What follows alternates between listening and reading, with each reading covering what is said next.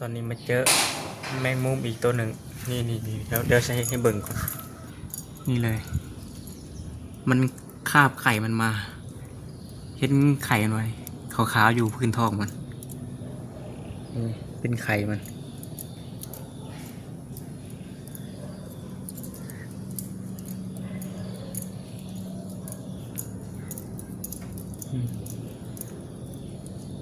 ก็แล้ว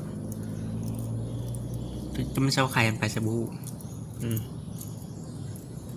สัตว์แต่ละชนิดกับมันมีจุดแตกต่างกันเป็นด้านหน้าค้นหา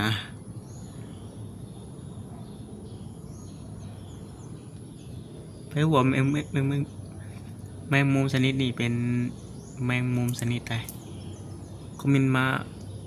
บอกกันเนี่ยจะคุยจักซื้อมัน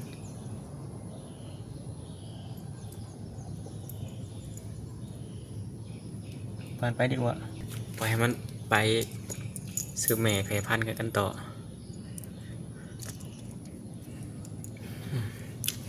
นี่พบกันใหม่วิดีโอหน้า